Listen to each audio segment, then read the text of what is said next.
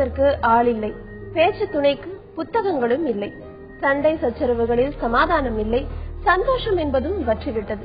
4 சுவற்றுக்குள் முடங்கிவிட்டோம், கவலை கோட்டைக்குள் அடங்கிவிட்டோம். இதுபோல் இன்னும் எத்தனை எத்தனை ரணங்கள். பக்குவமில்லாத மனதுதான் பதற்றப்படும். பக்குவப்பட்ட மனம் எதையும் பலமுறை ஆராயும். இதில் உங்கள் மனம் எந்த விதம்? வாழ்க்கை முடிந்துவிட்டது என்று நினைக்காது, இதற்கு பிறகு கூட ஆரம்பமாகலாம் என்று சமீபத்தில் ஒரு பழமொழி படித்தேன். அதில் புதைந்து கிடக்கிற உண்மையை சாதாரணமாக கடந்து போய்விட முடியாது. வாழ்வின் நதிக்கரையில் அமர்ந்திருக்கிறோம். அங்கே நீரோட்டம் இருக்கிறதா அல்லது காணல் நீர் சிரிக்கிறதா என்பதை நாம் தான் வெளியில் சொல்ல வேண்டும். தனிமையில் புதைந்து தள்ளாடும் மனிதர்களுக்கான சந்தோஷ காடு நம் மனதோடு பேசலாம். வெறுமையோடு எதிர்கொள்ளும் வாழ்க்கையை வேரோடு அழிக்கலாம். மனதோடு பேசலாம். தொடர்பு கொள்ள 0463632994 044304227777. இன்னைக்கு நம்ம நிகழ்ச்சிக்கு மனநல மருத்துவர்கள் அசோகன் மற்றும் சுபா சார்ஸ் வந்திருக்காங்க. ரொம்ப மகிழ்ச்சி நீங்க நிகழ்ச்சிக்கு வந்ததுக்கு. இப்போ கேரளால இருந்து சுருளிசாமி நம்ம கூட இணைப்புல இருக்காரு. வணக்கம் சுருளிசாமி.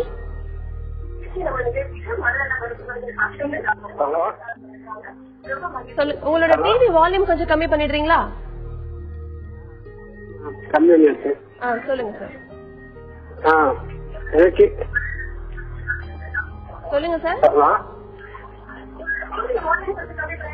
ஹலோ சார், டாக்டர் பேசணுமா? நீங்க டாக்டர்கிட்ட பேசலாம் சார். டிவி வால்யூம் மட்டும் கொஞ்சம் கம்மி பண்ணிடுங்க. சரிங்க சார். என்னை பார்த்தாலே எனக்கு ஒரு மாதிரி குழப்பமா இருக்கு. உடம்பு பார்த்தாலே எனக்கு ஒரு மாதிரி குழப்பமா இருக்கு சார். சரி, உங்களுக்கு என்ன வயசு ஆகுது? 23 ஆகுது சார் மேடம். அப்படிங்களா? சரி, ஓகே டாக்டர். கோபம் வந்து பாத்தீங்கன்னா பல்வேறு காரணங்களால வருது. சில உடல் ரீதியான காரணங்கள், ஒரு வலிப்பு நோயுடைய அறிகுறியா இருக்கலாம், அல்லது மூளையுடைய பாதிப்புகள் இருக்கலாம், அல்லது மனநோய் என்ற மன எழுச்சி நோய் அல்லது மன வருத்தத்துல கூட கோபம் வரலாம். ஒரு போதை மருந்து பழக்கம் வந்து சாப்பிடும் பொழுது அது கிடைக்காத பொழுது கோபம் வரலாம். இதை விட்டு நாம் வந்து கொண்டிருக்கும் அபிப்பிராயங்களுக்கு கொடுக்கப்படும் முக்கியத்துவம் குறையும் பொழுது நமக்கு வந்து நான் என்ற அகந்தைக்கு ஒரு சின்ன எச்சரிக்கை மணி ஏற்படுகிறது. அப்ப கோபம் வரும். கோபம் வரும்போது என்ன பண்றோம்னா, நம்ம நினைக்கிறதுக்கு முன்னாடி வாய் பேசி விடுகிறது. இதுல வந்து நம்ம வந்து ரொம்ப கண்ட்ரோல் பண்ணணும். ஏன்னா ஒரு ரொம்ப நாள் பழகிய உறவுகள்ல வந்து நம்ம வந்து அதை சீர்குலைத்தோட வாய்ப்பு இருக்கிறது. கோபம் வரும்போது என்ன பண்ணுங்க, கொஞ்சம் அந்த இடத்தை விட்டு கொஞ்சம் விலகி இருக்கிற மாதிரி, பிசிக்கலா சொல்லல, மனதளவுல இதை வந்து நான் வந்து கொஞ்சம் வந்து வேறு விதமா வெளிப்படுத்தலாமா, இந்த கோபத்தை கொஞ்சம் மென்மையா வெளிப்படுத்தலாமா, அல்லது ஒரு சின்ன மூச்சு பயிற்சி மாதிரி மெல்ல மூச்சை இழுத்து விட்டு அதோடு அந்த தசைகளை தளர்வாக்கி மெல்ல வந்து உங்களுடைய கற்பனையான ஒரு சந்தோஷமான நிகழ்வையோ செயலையோ மனசுல கொண்டு வரலாம். அதற்கு அப்புறம் எப்படி நான் கோபப்படுத்தலாம், நான் வந்து வருத்தப்பட்டு இருக்கிறேன்றத எப்படி அவர்கிட்ட மென்மையா வந்து எடுத்து சொல்லுவதுன்றது, இந்த முயற்சிகளை பண்ணீங்கன்னா கோபத்தை வெளிப்படுத்துங்க. ஆனா அதை மென்மையா நீங்க பாதிக்கப்பட்டிருக்கீங்கன்றத வெளிப்படுத்துங்க. ஏன்னா தீயினால் சுட்ட புண் உள்ளாரும், ஆறாவே நாவினால் சுட்டவடு. ஒரு உறவே வந்து குலைந்து போவதற்கு வாய்ப்பு இருக்கு. கோபப்படாம இருக்க முடியாது. ஆனா வெளிப்படுத்துற விதத்துல நம்முடைய அனுபவங்கள் மூலமா கொஞ்சம் கொஞ்சமா மாத்தி வெளிப்படுத்துற மாதிரி இருந்தீங்கன்னா நல்லா இருக்கும். முரளிசாமி, உங்களுடைய கோபத்தை குறைச்சுக்கிறதுக்கு நீங்க என்னெல்லாம் பண்ணலாம் அப்படிங்கறத டாக்டர் சொல்லிருக்காரு. அது எல்லாத்தையுமே நீங்க முயற்சி பண்ணி பாருங்க. அடுத்ததா நெல்லையில இருந்து பிரியா நம்ம கூட இணைப்புல இருக்காங்க. வணக்கம் பிரியா. வணக்கம் மேம். சொல்லுங்கம்மா. மேம், என்னோட சிஸ்டருக்கு வந்து வயசு 24. அவளுக்கு வந்து இப்ப ஒரு பெண் குழந்தை பிறந்திருக்கு. சரி. ஃபர்ஸ்ட் அவளுக்கு பெண் குழந்தை தான். ரெண்டாவது வந்து அவ பையன் தான் பிறக்கும் ரொம்ப எதிர்பார்த்துட்டு இருந்தா. சரி. அவங்க பொன் குழந்தை பண்ணா அவ ரொம்ப வெஸ்டாயி லைஃபே அவ ஒரு மாதிரி ஃபீல் பண்ற மாதிரி அவளுக்கு. சரி. அவ முதல் குழந்தைய ரொம்ப அடிக்கிறா வைக்கிறா, ஃபேமிலி பிளானிங்கும் பண்ணியாச்சு. சரி. இருந்தாலும் அவ ரொம்ப அப்படியே ஒரு மாதிரி, குழந்தை பிறந்து 2 மாசம் ஆகுது, இன்னும் அந்த குழந்தைய வெறுக்கிற மாதிரியே ஃபீல் பண்றா. சரிங்க பிரியா. டாக்டர் அவ ரொம்ப சொல்லுங்க போன மாதிரி. ஹலோ சொல்லுங்க பிரியா, கேக்குது. லைஃபே போன மாதிரி இருக்கு, இது பண்ணி ரொம்ப வெக்ஸ் ஆகி போயிருக்க மாதிரி இருக்கா, என்னன்னே தெரியல. சரிங்க. இப்போ வந்து இத வந்து போஸ்ட் பார்ட்டம் ப்ளூஸ்ன்னு சொல்லுவாங்க. அதாவது நிறைய பேருக்கு குழந்தை பிறந்தவுடன் அந்த குழந்தை பிறக்கிற வயிற்றுல உண்டாகிறது, அதுக்கப்புறம் அந்த குழந்தை டெலிவரி, அதுக்கப்புறம் தாய்ப்பால் கொடுக்கறது, தூங்காம கண் விழித்து அந்த குழந்தைய பாத்துக்கிறது, இதுல எல்லாம் கொஞ்சம் எக்ஸாஸ்ட் ஆயிருவாங்க. எக்ஸாஸ்ட் ஆகி எல்லாருக்குமே வந்து ஒரு போஸ்ட்மார்ட்டம் ப்ளூஸ் உண்டு. அது உங்க அக்காவுக்கு கொஞ்சம் அதிகமா வந்திருக்கு. ஏன்னா ஆண் குழந்தையை எதிர்பார்த்திருக்காங்க. ரெண்டாவதும் பெண் குழந்தை உடனே நம்ம சமுதாயத்தில் அந்த பெண் குழந்தையோட ஆண் குழந்தைக்கு ரொம்ப ஆசை எல்லாருக்கும் இருக்கிறதுனால அவங்க கொஞ்சம் ஒரு ஏமாற்றம் அடைஞ்சிருக்கிறாங்க.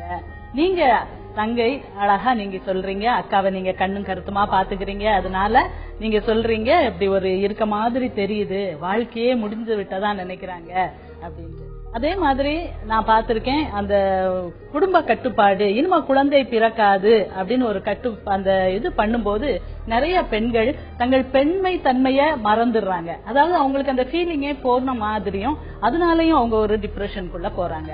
சோ பெண்கிறது ஒரு பெரிய சக்தி, ஒரு குழந்தையை இந்த உலகத்துக்கு கொண்டு வரக்கூடிய அந்த சக்தியும் போயிட்டதா அப்படின்னு நினைக்கிறாங்க. சோ உங்க அக்கா வந்து பல காரணங்களுக்காக இந்த மன வருத்தத்துக்குள்ள போயிருக்கலாம். நீங்க பக்கத்துல இருந்து உதவி பண்ணுங்க, அந்த குழந்தைய பாத்துக்கிறது, ரெஸ்ட் எடுக்கிறது, மூத்த பிள்ளைய பாத்துக்கிறது, இதெல்லாம் நீங்க ஹெல்ப் பண்ணீங்கன்னா நல்லா இருக்கும். நீங்க ஒரு மருத்துவ உதவியையும் நாடலாம். நீங்க ஒரு மனநல மருத்துவத்தை போய் தைராய்டு ஹார்மோன் லெவல்லாம் எப்படி இருக்கு, ஏன்னா நிறைய டைம் அந்த குழந்தை பேட்டுக்கு அப்புறம் அதுல ஒரு ஃபால் வரலாம். தைராக்சின் லெவல் செக் பண்ணிக்கோங்க. மனநல மருத்துவத்தையும் ஒரு ஆலோசனை பெற்றுக்கொள்ளுங்க. பிரியா, டாக்டர் சொன்ன மாதிரி உங்களுடைய சகோதரி என்னென்ன காரணங்களால இந்த மாதிரி இருக்காங்க, அதுல இருந்து அவங்கள வெளிக்கொண்டு வர்றதுக்கு என்னெல்லாம் பண்ணலாம் அப்படிங்கறதையும் சொன்னாங்க. அது எல்லாத்தையுமே பண்ணுங்க. அது போக ஒரு மனநல மருத்துவரையும் நீங்க நிச்சயமா அணுகலாம். அடுத்ததா சேலம்ல இருந்து மூர்த்தி நம்ம கூட இணைப்புல இருக்காரு. வணக்கம் மூர்த்தி. ஹலோ, சொல்லுங்க மூர்த்தி. சேலத்துல பேசுறேன். எனக்கு ஒரு 5 இயர்ஸா இந்த மாதிரி தூங்கும் போது ஒரு படபடப்பு பயம் வரும். கொஞ்சம் சத்தமா பேச முடியுமா? வந்து டிஸ்டர்ப் பண்ணிடுது. அது ஒரு 5 இயர்ஸா இருக்க ட்ரீட்மெண்ட் போய் எடுத்துட்டு இருப்பேன். இது வந்து கண்டினியூ பண்ணணுமா, இது வந்து எப்படின்னு தெரிஞ்சுக்கலாமா சார்? சரி டாக்டர் அசோக். 5 இயர்ஸா வந்து உங்களுக்கு படபடப்பு அப்புறம் வருத்தம் இருக்கா? வருத்தம் சார். தூங்க ஆரம்பிச்ச நிலையில வந்து ஒரு மாதிரி படபடப்பு பயம் வந்து. கண்டிப்பா. அதாவது நீங்க பாத்தீங்கன்னா நீங்க வந்து தூக்கம் வராததுக்கு பலவிதமான காரணங்கள் இருக்கலாம். அதாவது உடல் ரீதியான அல்லது மன ரீதியான மன வருத்தம் இருக்கலாம், அல்லது வந்து சூழ்நிலையில ஏற்படுற நிகழ்வுகள்ல வந்து பாதிப்புகள் ஏற்பட்டு இருக்கலாம். என்னதான் மாத்திரை சாப்பிட்டா கூட நீங்க மாத்திரை இல்லாம வந்து நேச்சுரலா தூக்கம் வரவழைக்கிறதுக்கு வேண்டிய முயற்சியில ஈடுபடுங்க. என்ன சொல்றேன்னா, நைட்டு வந்து படுக்கிறதுக்கு முன்னாடி வந்து ஒரு நல்ல நினைவுகளோட பெட்டுக்கு போங்க. நாளைய பத்தி, எதிர்காலத்தை பத்தி திட்டமிடுதலோ அல்லது ஃபியூச்சரை பத்தி நினைக்கிறதோ அல்லது இன்று நடந்தது, அது நேற்று நடந்த விஷயங்கள்லாம் போட்டு அலசி ஆராயிற விஷயங்கள்லாம் பெட்ல வைத்துக் கொள்ளாதீர்கள். எல்லாத்தையும் முடிச்சுட்டு ஒரு நல்ல புத்தகங்கள், அதாவது ரொம்ப பெரிய மர்ம நாவலோ அந்த மாதிரி இல்லை, ஒரு நகைச்சுவை துணுக்குகள் இருக்கிற புத்தகங்கள் அல்லது ஒரு நகைச்சுவை காட்சியை காண்பிக்கும் தொலைக்காட்சி சேனல்கள், இதை பாருங்க. அல்லது ஒரு சந்தோஷமான விஷயத்துல நீங்க வந்து நினைத்து விட்டு அப்புறம் பெட்டுக்கு போங்க. ஒரு பாத் வேணா எடுக்கலாம். நைட்டு டயட்டை வந்து குறைச்சிக்கங்க. கொஞ்சம் வேணா உங்களுக்கு சர்க்கரை இல்லாத பட்சத்துல, சர்க்கரை நோய் இல்லாத பட்சத்துல கொஞ்சம் பால், கொஞ்சம் ஒரு மஞ்சள் வாழைப்பழம், இந்த செரோட்டோனின் கண்டென்ட் ஜாஸ்தி இருக்கும். அது நல்லா வந்து ஒரு டீப் ஸ்லீப்பை ஃபெசிலிட்டேட் பண்ணும். நம்புங்க. அதாவது நான் தூங்குவேன், தூக்கத்தை பத்தி வராம போயிடுமோ அப்படின்ற கேள்விக்குறியோட போக வேணாம். நல்ல நம்பிக்கை உணர்வோட தூங்குனீங்கன்னா ஆழ்ந்த உறக்கம் இருக்கும். மாத்திரைகள் கூட சில நாட்களுக்கு அப்புறம் தேவைப்படாமல் இருக்கும். மூர்த்தி, உங்களுக்கு இருக்கிற அந்த படபடப்பு, தூக்கமின்மை அதெல்லாம் போறதுக்கு டாக்டர் சொன்ன விஷயங்களை முயற்சி பண்ணி பாருங்க. தூங்குறதுக்கு முன்னாடி எதெல்லாம் நீங்க செய்யணும் அப்படிங்கிற வழிமுறைகள் சொன்னாரு. அது எல்லாத்தையுமே பின்பற்றி பாத்தீங்கன்னா நீங்க எடுத்துக்கிற அந்த ட்ரீட்மெண்ட் மாத்திரைகள் எல்லாத்தையுமே கூட காலப்போக்குல குறையறதுக்கான வாய்ப்புகள் இருக்கு. அடுத்ததா சென்னையில இருந்து கோபால் நம்ம கூட இணைப்புல இருக்காரு. வணக்கம் கோபால். வணக்கம் மேடம். சொல்லுங்க சார். நான் டாக்டர் பேசுறேன். பேசலாம், சொல்லுங்க. அதான் சார், எனக்கு வந்து இப்போ என்ன வயசுனா, எனக்கு வயசு 27 வயசு ஆகுது. எனக்கு எதனா ஒரு விஷயம் தான் டப்புன்னு கோவம் வந்துனே இருக்கு. எது எடுத்தாலும் டப்புன்னு வீட்டுக்கு வந்தேன்னா ஒரு மூஞ்சால எடுத்த மாதிரி பேசுறேன், ஒரு மாதிரி டென்ஷனா. திடீர்னு மைண்ட் நல்லா இருக்கு, திடீர்னு கோவம் வருது. எதனா ஒரு சின்ன சண்டை வந்துனே இருக்கு. கோவம் வரும்போதுனால மாடலாம் படம் அடிக்குது. அது என்ன ஆகுதுன்னா ஒரு நாள் வரைக்கும் அப்படியே இருக்கு. அந்த ஆட்டு வீட்டு பாத்தீங்கன்னா அப்படியே வலிக்கிற மாதிரியே இருக்கு. அதுக்கப்புறம் 4 நாள் சரியாயிடுச்சு. அது கோவம் தான். ஒரு சின்ன விஷயத்தெல்லாம் ஒரு வீடு பெருக்கு, எதோ மைண்ட் தேவையில்லாத சிந்தனை வருது. திடீர்னு மைண்ட் கரெக்ட் ஆயிடுது, எரிச்சலா வருது. யாருன்னா இறந்துட்டா மாதிரி அப்படியே சிந்தனை அடிக்கடிக்கு வருது. இது மாதிரி 1 மாசமா எனக்கு அடிக்கடிக்கு வந்துருது. சரிங்க கோபால். டாக்டர் சுபாஷ். அதாவது மனநிலையில் கொஞ்சம் வேறுபாடு தெரியுது. கோபம் வருது, டென்ஷன் ஆகுது, மனசுக்குள்ள ஏதேதோ ஓடுது. அதுக்கப்புறம் அவர் என்ன சொல்றாரு, வேற ஏதோ ஏதாவது ஒரு பயம் வருது, யாருக்காவது பயம் வருது. சோ இது எல்லாம் வந்து உங்க மனநிலை வந்து கொஞ்சம் பாதிப்படையுது. நீங்க இத சகஜமா உங்களுக்கு மாத்திரை இல்லாம சரி பண்ணணும் அப்படின்னா, ஏன்னா இதுதான் ஆரம்ப நிலை. எந்த மனவியாதியையும் ஆரம்ப நிலையிலேயே குணப்படுத்த ஆரம்பிச்சிட்டோம்னா ரொம்ப நல்லது. அத நீங்க அத உங்க எக்ஸசைஸ் பண்றது மூலமா, ஒரு வாக்கிங் போயிட்டு வர்றது மூலமா, நல்ல சந்தோஷமா சிரிக்கிறது மூலமா, இந்த சிரிப்பு படங்கள் எல்லாம் பாக்குறது மூலமா அப்படி நீங்க அதை கொஞ்சம் போஸ்ட்போன் பண்ணலாம். ஆனாலும் நீங்க தேவையில்லாம, அதாவது கோபம் வர்றது இயற்கை தான், ஆனாலும் ஒரு கோபம் வர்றத ஒரு கம்ப்ளைண்டா சொல்லும் போது அவங்க அதிகபட்சத்துல இருக்க போய் தான் அவங்க கொஞ்சம் அத சொல்றாங்க. நீங்களும் அதுக்காகத்தான் சொல்றீங்க. சரி, நீங்க ஒரு மனநல மருத்துவரையும் நீங்க கன்சல்ட் பண்ணிருங்க. ஏதாவது மனக்கோளாறின் ஆரம்ப நிலை இருந்துச்சுன்னா அவங்க கண்டுபிடிச்சு அதுக்கு கரெக்டான தக்க ட்ரீட்மெண்ட் கொடுத்துருவாங்க. அடுத்ததா விருதுநகர்ல இருந்து ராஜேந்திரன் நம்ம கூட இணைப்புல இருக்காரு. வணக்கம் ராஜேந்திரன். வணக்கம். வணக்கம்மா. சொல்லுங்க சார். டாக்டர் வணக்கம்மா, சொல்லுங்க. டாக்டர் பேசணுமா? பேசலாம் சார், சொல்லுங்க சார். உங்க டிவி வால்யூம் விருதுநகர்ல இருந்து ராஜேந்திரன் பேசுறேன். இந்த மாதிரி எனக்கு 4 பையங்க, 4 பொண்ணுங்க, 2 பொண்ணு 2 பையன். சரி. எல்லாருக்குமே கல்யாணம் முடிஞ்சிருச்சுங்கய்யா. சரி. எல்லாருக்குமே சார் உங்க டிவி வால்யூம் கொஞ்சம் கம்மி பண்ணிட்டீங்களா?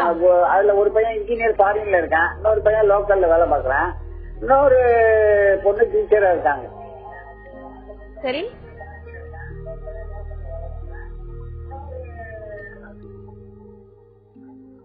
அவர் இணைப்புல இல்ல. அடுத்ததா ஹோசூர்ல இருந்து ரேவதி நம்ம கூட இணைப்புல இருக்காங்க. வணக்கம் ரேவதி. வணக்கம் மேடம். சொல்லுங்கம்மா.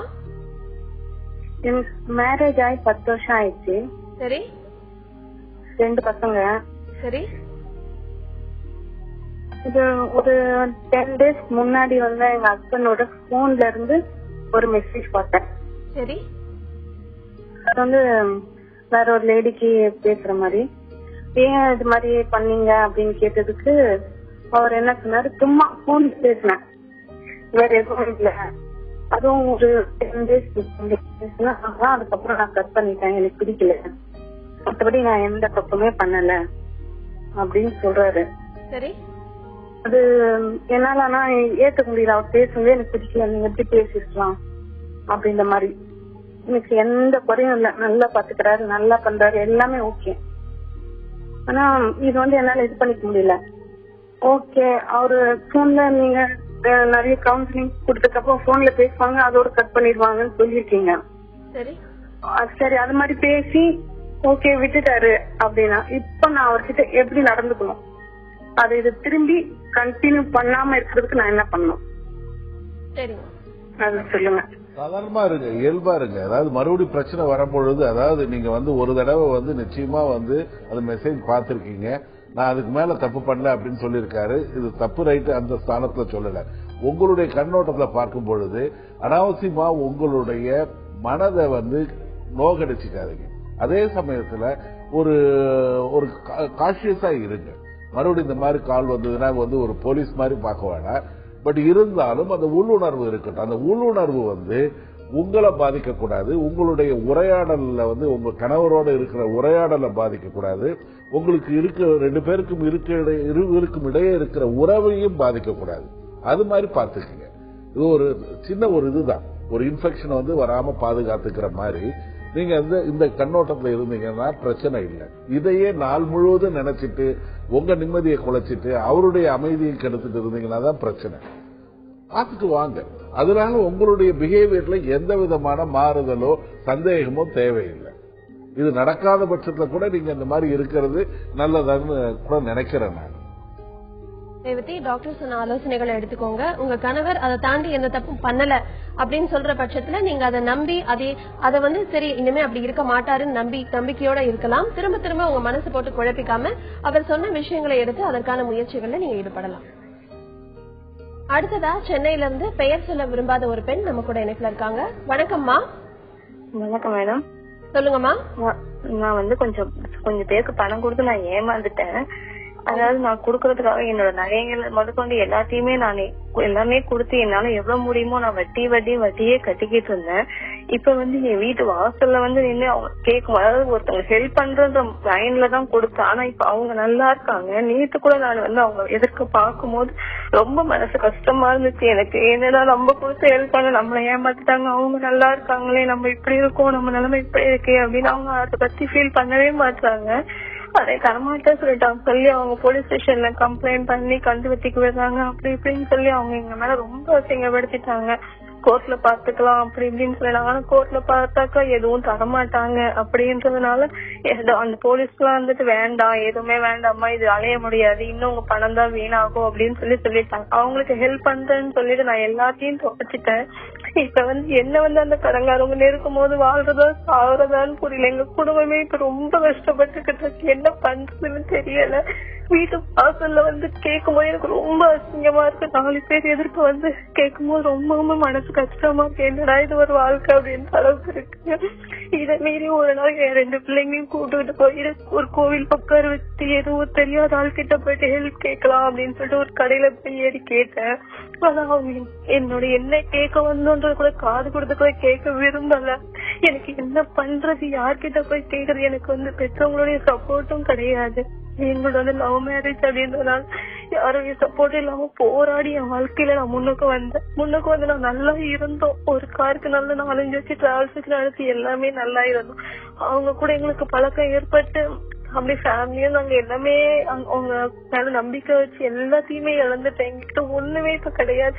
எங்க வீட்டுல இப்ப ஒரு வேலைக்குதான் போயிட்டு இருக்காங்க, ரெகுலரா இருக்காங்க, வேலைக்குதான் போயிட்டு இருக்காங்க. இருந்தாலும் அவங்கள பார்க்கும்போது அவங்க எங்க வேணும்னே அங்க நிக்கிறாங்க. நாங்க பாக்குறதுக்காக அவங்க நிக்கிறாங்க. எங்களை கடங்காரவங்க தொல்லை பண்ணும் போது எங்களை அவங்கள்ட்ட என்ன பதில் சொல்றதுன்னே ஒண்ணுமே இல்ல. குழந்தைங்க வச்சுட்டு கூனி கொடிங்க நின்னுட்டு இருக்கேன் நானு. ஒவ்வொரு நாளும் எங்க போய் கேக்குறது, யாருக்கிட்ட போய் கேக்குறது, யாரு கேட்டா எனக்கு தருவாங்க அப்படின்னு நினைக்கும் போது யாராவது கேட்கலாம் போனா கூட அவங்க என்னோட இதை கூட காது கொடுத்து கேட்க கூட விரும்பல. அப்படின்னு இன்னைக்கு என்ன பண்றது, இது எப்படி இது பண்றது, ஏன் வாழ்றோம், பிள்ளைங்களோட செத்துடலாமா, என்ன பண்றது எனக்கு ஒண்ணுமே புரியாம இருக்கு. இதுக்கு ஒரு சொல்லுங்க.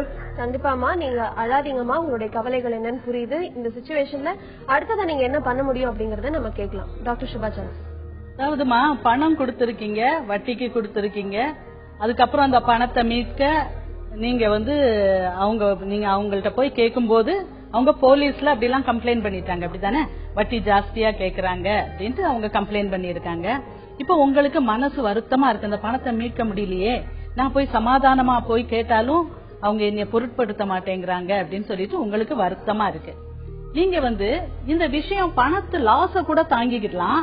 ஆனா மத்தவங்க இப்படி நமக்கு மேல ஒரு அதிகாரம் செலுத்தி நம்மள அலட்சியப்படுத்துறத உங்களால தாங்க முடியல. அதுதான் உங்களுக்கு ரொம்ப கஷ்டமா இருக்கு. பணம் போகும் வரும், பணம் அப்படித்தான், எல்லாருக்குமே அது ஒரு காலம் உண்டு. ஒரு காலத்துல வரும், ஒரு காலத்துல. அவங்களோட ஃப்ரெண்டுக்காக அவங்க கொடுத்திருக்காங்க டாக்டர். ஓ சரி. ஃப்ரெண்டுன்ற ஒரு நம்பிக்கையில அவங்க பணம் கொடுத்திருக்காங்க. ஓ சரி. இப்ப அவங்க இவங்களுக்கு அவங்க இப்ப நல்லா இருக்காங்க, பட் அந்த பணத்தை இன்னும் திருப்பி கொடுக்காம இவங்க கஷ்டப்பட்டு இருக்காங்க. கூட அவங்க எதுவும் பண்ணல. ஃப்ரெண்ட் ஆனா இவங்க போலீஸ்ல போய் அப்படி எல்லாம் கம்ப்ளைண்ட் பண்ணிருக்காங்க இல்லையா? இவங்க வட்டி கேட்கும் போது அது போலீஸ்ல போய் கம்ப்ளைண்ட் பண்ணிருக்காங்க.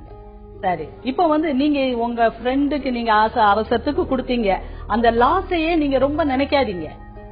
எத்தனையோ வழிமுறைகள் இருக்கு, பணம் சம்பாதிக்கிறது எப்படி, எத்தனையோ வழிமுறைகள் இருக்கு. நீங்க நகையெல்லாம் வச்சு கொடுத்திருக்கீங்க, பட் அந்த நகை உங்களுக்கு நீங்க அதை சேர்த்ததுதான், நீங்க சம்பாதிச்ச நகை தான். அப்பா அம்மாவுடைய சப்போர்ட் இல்லன்னு சொல்றீங்க, திருப்பி சேர்க்கலாம். பணம் வரும் போகும், திருப்பி நீங்க சேர்த்துக்கிடலாம். நீங்க ஆனா மனசு தெம்போட இருக்கணும். இப்படி அழுது நான் செத்து போயிடலாமா, பிள்ளைகளை கூட்டிட்டு போய் செத்து போயிடலாமா, அது கொலைக்கு சமானம். சின்ன பிள்ளைகள், ஒன்னும் தெரியாத பிள்ளைகளை நம்ம அப்படி எல்லாம் செய்யக்கூடாது. சரி, அவங்களுடைய கோபம் புரியுது, உங்களுடைய கவலை புரியுது. ஆனாலும் நீங்க இதுல ரொம்ப அதுல மூழ்கி போயிட்டீங்க. இதுதான் உங்களுக்கு இப்ப பெருசா தெரியுது தவறு. எப்படி இன்னும் பணம் சேர்க்கணும், எப்படி பணத்தை சம்பாதிக்கணும், நல்ல வழிகள்ல எப்படி சம்பாதிக்கிறது, சட்டப்பூர்வமான வழிகள்ல அப்படின்ட்டு நீங்க கான்சென்ட்ரேட் பண்ணுங்க. ஈஸியா உங்களுக்கு போன பணம் 10 மடங்கா திருப்பி கிடைச்சிடும். அடுத்ததா திருநெல்வேலியில இருந்து ராகவேந்திரா நம்ம கூட இணைப்புல இருக்காரு. வணக்கம் ராகவேந்திரா. மேடம் சொல்லுங்க சார். மேடம், நான் ஒரு எம்இ கிராஜுவேட். ஹலோ, கேக்குது, சொல்லுங்க சார். நான் எம்இ முடிச்சிருக்கேன் மேடம். லாஸ்ட் 2 இயர்ஸ் ஒரு இன்ஜினியரிங் காலேஜ்ல ஒர்க் பண்ணேன். சரி. அதுக்கப்புறம் இந்த காலேஜ்ல அட்மிஷன் இல்லை அப்படி இப்படின்னு ஸ்டாஃப் எல்லாம் வெளியே எடுத்தாங்க. சரி. ஸோ அதுல இருந்து நானும் வெளியே வந்தேன் ஸ்டாஃப் இல்லாதனால. அதுக்கப்புறம் ஜாப் இல்லாம ஒரு 3 மாசம் 4 மாசம் ரொம்ப கஷ்டப்பட்டுட்டேன். சரி. இப்போ ஒரு ஜாப்ல வந்து ஒர்க் பண்ணிட்டு இருக்கிறேன். நானும் எனக்கு மேரேஜ் வந்து லவ் மேரேஜ். சரி. ஸோ அதனால இப்போ ஃபியூச்சரை பத்தி டெய்லி ஒரே கவலையா இருக்கு. என்ன பண்ண போறோம் எது பண்ண போறோம் தெரியாம டெய்லி மனசே ரொம்ப ஒரே அழுத்தமா இருக்குது.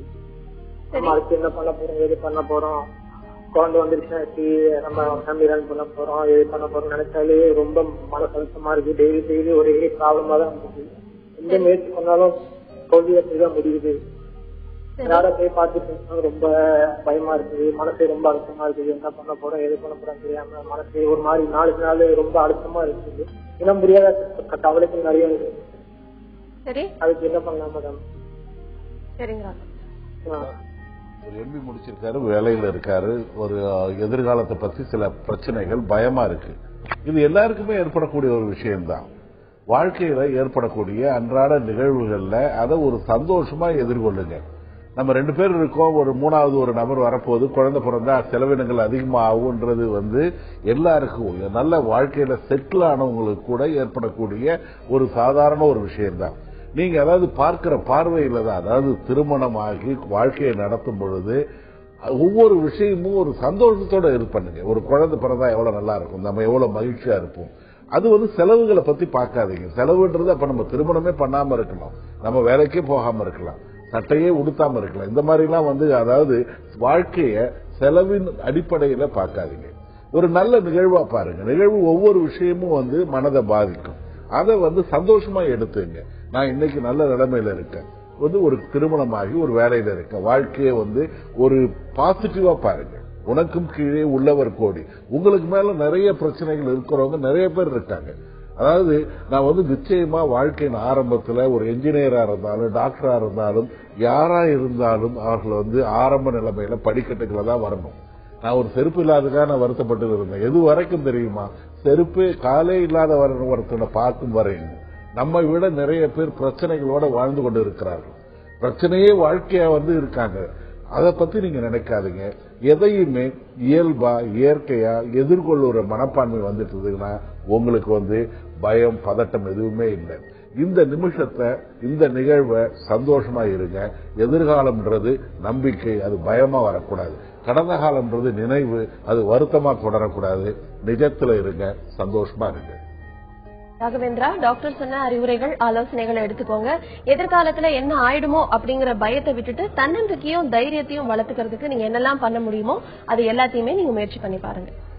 அடுத்ததா ஹோசூர்ல இருந்து நிஷா நம்ம கூட இணைப்புல இருக்காங்க. வணக்கம் நிஷா. வணக்கம். சொல்லுங்கம்மா, கொஞ்சம் சத்தமா பேசுங்கம்மா.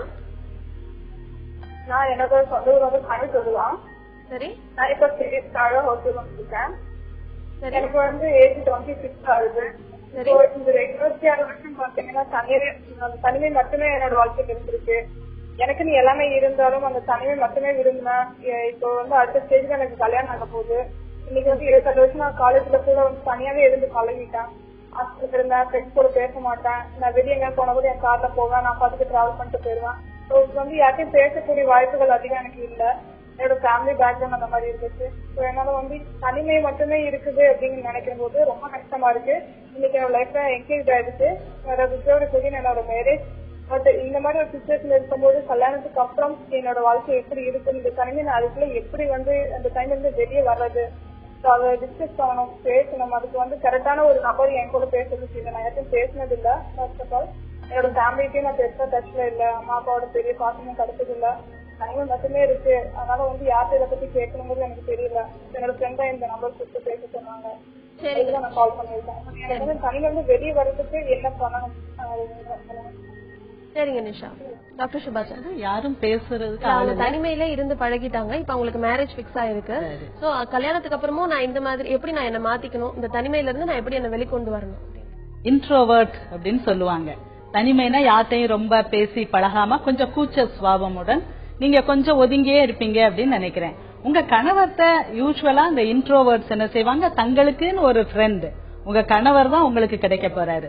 அவர்கிட்ட நீங்க பேசலாம். அவர் என்ன செய்யறாரு, முதல்ல உங்களை பத்தி நீங்க பேசாம அவரை பத்தி தெரிஞ்சுக்கிட்டதுல நீங்க ஒரு இன்ட்ரெஸ்ட் காட்டலாம். நீங்க எப்படி இருக்கீங்க, உங்களுக்கு என்னது பிடிக்கும், நீங்க என்னது என்ஜாய் பண்ணுவீங்க, என்ன உங்க அம்மா எப்படி இருக்காங்க, உங்க அக்கா எப்படி, உங்க தம்பி எப்படி, இப்படின்னு சொல்லிட்டு நீங்க அவங்கள்ட்ட பேசுறதுக்கு எத்தனையோ விஷயங்கள் இருக்குது.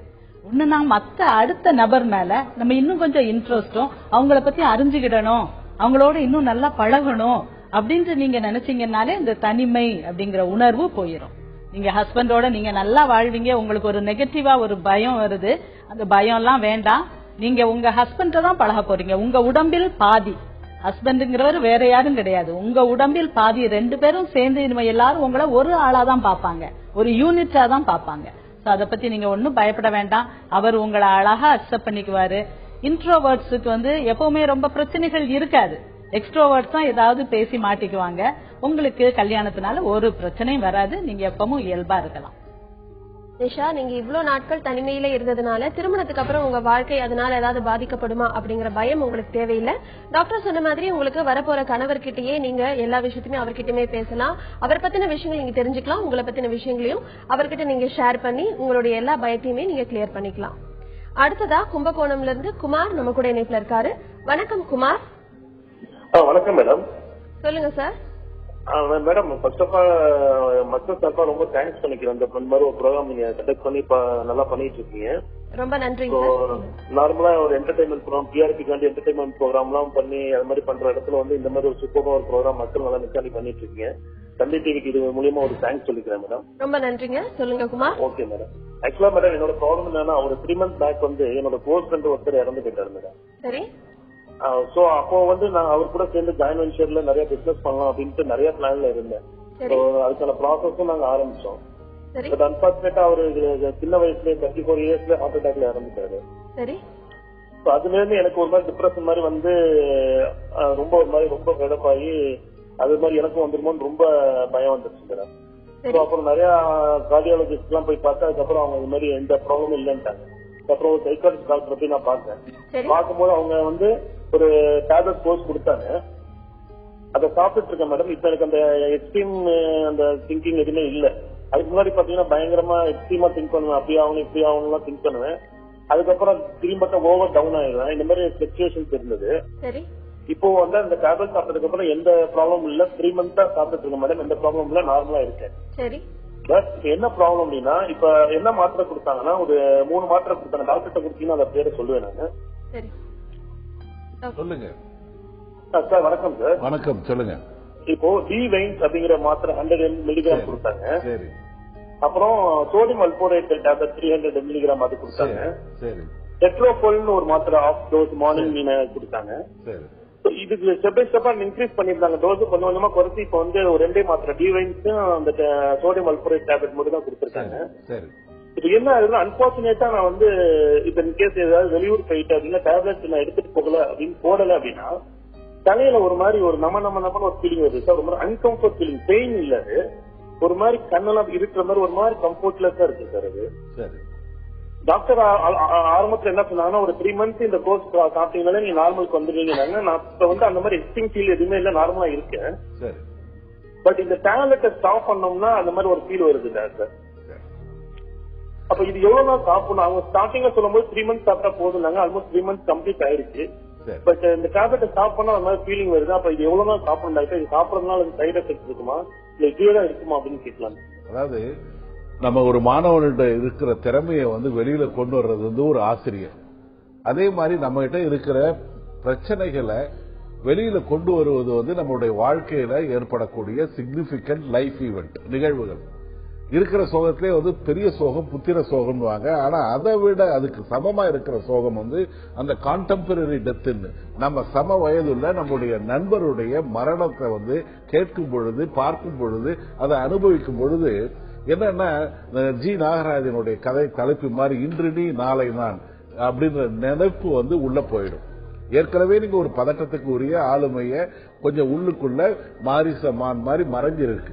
அது கொஞ்சம் அந்த நிகழ்விற்கு அப்புறம் வந்து வெளியில வந்து ஒரு பதட்டமா வந்திருக்கு, வருத்தமா இருக்கு, அதனால மாத்திரைகள் கொடுத்திருக்காங்க. அதனால கொஞ்சம் இம்ப்ரூவ்மெண்ட் ஆயிருக்கு. இருந்தாலும் அது சாப்பிடாத பொழுது உங்களுக்கு சில பதட்டமான பிரச்சனைகள் ஏற்படுது. இது பாத்தீங்கன்னா ஒரு பேனிக் டிசார்டர் அல்லது போபிக் ஆங்ஸைட்டின்ற பதட்டம் அல்லது ஒரு பயங்கர பீதின்னு சொல்லுவாங்கல்ல, அந்த மாதிரி ஒரு நிலைமைக்கு வாழ்வியல் நிகழ்வுகள் மட்டும் வந்து ஒரு இரண்டாம் பட்ச காரணங்களாக இருக்கு. ஆனா உள்ளுக்குள்ள உடம்பளவுல ஏற்படுற நரம்பு திசுக்கள் இருக்கிற ரசாயன மாறுதல்கள் வந்து பிரதானமான காரணங்களா இருக்கு. இந்த ரெண்டும் சேரும் பொழுது நமக்கு ஏதாவது நிகழ்ந்து விடுமோ, நாம் இறந்து விடுவோமோ, அல்லது நம்ம இழந்து விடுவார்களோ, அந்த மாதிரி நிலைமைக்கு நீங்க வந்து ஒரு உச்சகட்ட ஒரு பயத்துக்கு போறீங்க. மாத்திரைகளை தொடர்ந்து சாப்பிடுங்க. அதை விட நீங்க எதுக்கு பயந்தீங்களோ, எது நமக்கு புலப்படாமல் இருக்கிறதோ, எது நம்ம அறியப்படாமல் இருக்கிறதோ, அதை வந்து நீங்க உணரணும்.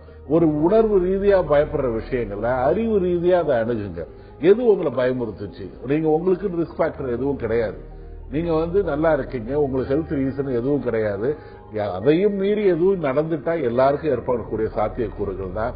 வீணா வந்து அறிவு தளத்துல நீங்க உங்களுடைய பிரச்சனையை அணுகும் பொழுது அந்த உணர்வு அதிகமா ரியாக்ட் பண்ற உணர்ச்சிகள் வந்து குறையும். கொஞ்ச நாள் மாத்திரை சாப்பிடுங்க. மெல்ல மெல்ல அந்த பயத்திலிருந்து வெளியில வாங்க. இந்த ஒரு டேப்லெட் எடுத்துக்கலாம் ஒரு டிஸ்கம்ஃபர்ட் இருக்கு. அது வந்து டெஸ்பென்லாஃபாக்ஸ்ன்றது அது கொஞ்சம் தொடர்ந்து சாப்பிட வேண்டியது இருக்கும். ஏன்னா உங்களுக்கு வந்து சில சமயம் வந்து ஒரு 3 மாசம் சொன்னா கூட சில சமயம் ஒரு சாதாரணமா ஒரு டிப்ரெஷன் முதல் தடவை வரும்பொழுது ஒரு 7 மாசமாவது கொடுக்க வேண்டியதா இருக்கும். நார்மலானா கூட மெயின்டெனன்ஸ் லெவலுக்கு மறுபடியும் வராமல் இருப்பதற்கு ஒரு 4 மாதங்களிலிருந்து 7 மாதம் வரைக்கும் கொடுக்க வேண்டியது இருக்கும்.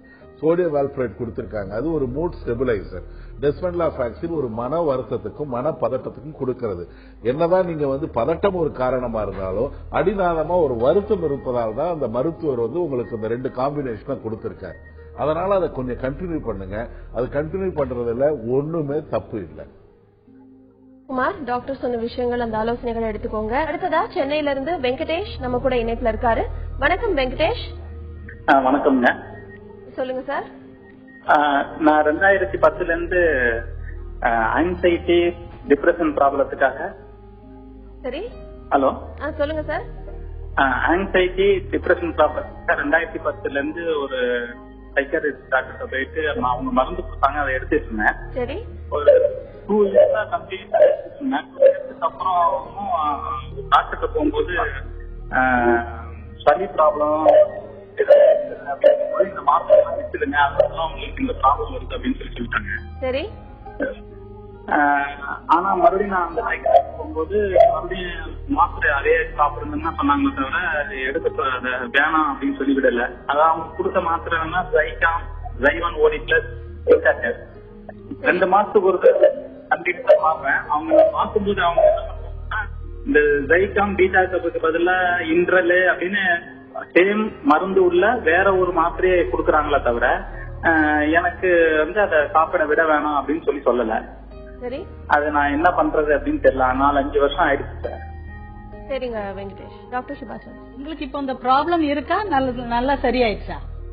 இல்ல, நான் இடையில கூட ஒரு 2 மாசம் அந்த மாத்திரை சாப்பிடாம இருந்து பார்த்தேன். எனக்கு அந்த ப்ராப்ளம் இருந்துட்டு தான் இருக்கு, ஆனா சரியான மாதிரி தெரியல. ஓ சரி. நீங்க அதை இன்னும் கொஞ்ச நாள் சாப்பிடலாம். அதுக்கே உங்களுக்கு உரிய அந்த டிப்ரெஷனுக்கும் ஆங்ஸைட்டிக்கும் உள்ள டேப்லெட்ஸ் தான் கொடுத்திருக்காங்க. 5 வருஷம் நீங்க இப்ப சாப்பிட்டுட்டீங்க அப்படிதானே? இடையில நிப்பாட்டி பாக்குறீங்க, ஆனா உங்களுக்கு அந்த டேப்லெட்ஸ திருப்பி சாப்பிட்டாதான் நல்லா ஆகுது அப்படிதானே சொல்றீங்க?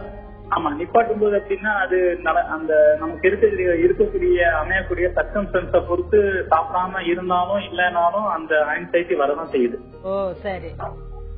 டேப்லெட் டிபெண்டன்ஸ் ஆகக்கூடாது. இப்ப நிறைய பேர் என்ன ஆகுவாங்க, டேப்லெட்ஸ சாப்பிட்டு அது கொடுக்கற ஒரு தெம்புல டேப்லெட் டிபெண்டன்ஸ் ஆயிருவாங்க. யூசுவலா அந்த ஆங்ஸைட்டி டிப்ரெஷன் உள்ளவங்களுக்கு அந்த எது மேலேயாவது அப்படி சார்ந்து கொள்ளும் ஒரு தன்மை இருக்கும். இப்ப நீங்க வந்து அந்த டேப்லெட் விடும்போது நீங்க சுய பயிற்சிகள் செய்யணும். எதுனாலும் பரவாயில்ல, நான் மேனேஜ் பண்ணுவேன், எனக்கு ஒன்னும் செய்யாது அப்படின்னு சொல்லிட்டு அந்த ரெகுலரா சாப்பிடற மாத்திரையை நிப்பாட்டிட்டு அந்த ஆங்ஸைட்டி வரும்போது மட்டும் சாப்பிடுற அந்த இண்டரால் அந்த டேப்லெட்ஸ சாப்பிட்டுக்கிடலாம். நீங்க அதை வந்து கொஞ்சம் கொஞ்சமா டேப்பர் பண்ணி ஒரு மாசத்துல அப்படியே மெல்ல குறைக்கலாம். குறைச்சு நீங்க நிப்பாட்டி பார்க்கலாம். உங்களுக்கு திருப்பி உங்களுக்கு கஷ்டமான ஒரு ஸ்ட்ரெஸ்ஃபுல் லைஃபா இருக்குது அப்படிங்கும் போது திருப்பி வர்றதுக்கு சான்ஸ் இருக்கு. ஏன்னா ஒரு ஸ்ட்ரெஸ் வந்து நம்ம உடம்புல உள்ள அந்த நல்ல என்டார்பின்ஸ் எல்லாத்தையுமே அது உறிஞ்சிடும். அதனால உங்களுக்கு அதை திருப்பி சாப்பிடணும் போல இருக்குது. நீங்க அதை மெல்ல மெல்ல மெல்ல மெல்ல டேப்பர் பண்ணிருங்க. அதுக்கப்புறம் அந்த டென்ஷன் வரும்போது மட்டும் உள்ள அந்த டேப்லெட்ஸை சாப்பிடுங்க. அப்படி மேனேஜ் பண்ணலாம். வெங்கடேஷ், டாக்டர் சுபாச்சால் சொன்ன மாதிரி நீங்க மாத்திரைகள் சாப்பிட்டாதான் எனக்கு நல்லா இருக்கு, இல்லைன்னா எனக்கு மறுபடியும் பிரச்சனைகள் வந்துரும் அப்படிங்கிற எண்ணத்தை விட்டுட்டு நீங்க நார்மலாவே இருக்க முயற்சி பண்ணி பாருங்க. அதே மாதிரி ரொம்ப எப்ப உங்களுக்கு டென்ஷன் வருதோ அப்போ அதுக்கான மாத்திரைகளை எடுத்து மற்ற மாத்திரைகளை மெல்ல மெல்ல குறைக்கிறதுக்கான முயற்சிகள்லயும் நீங்க ஈடுபடலாம். நம்ம நிகழ்ச்சிக்கு வந்து நேர்களோட கேள்விகளுக்கு ஆலோசனைகள் வழங்குறீங்க. நன்றி டாக்டர் அசோகன். நன்றி டாக்டர் சுபாஷ். கடற்கரையோரம் சந்தோஷமாய் துள்ளி திரிகிற உறவுகளுக்கு மத்தியில் கவலைகளை படகோரமாய் கரைத்துக் கொண்டிருப்பவர்கள் எத்தனையோ. அதோடு முற்று பெறுவதாய் தோன்றும் நீரின் சமுத்திரத்தை அகல நோக்கி கொண்டிருக்கும் போதே கடலின் மேல்பரப்பை பொத்தலிடும் அந்த மழை தூறல் கூட சிலருக்கு சுடுவதாய் தெரியும். பகிருங்கள் உங்களின் பிரச்சனைகளை, நகருங்கள் துன்பங்களிலிருந்து. இன்றிலிருந்து எல்லாம் மாறும். மீண்டும் மனதோடு பேசலாம். உங்களிடமிருந்து விடைபெறுவது அன்புடன் ரேவதி.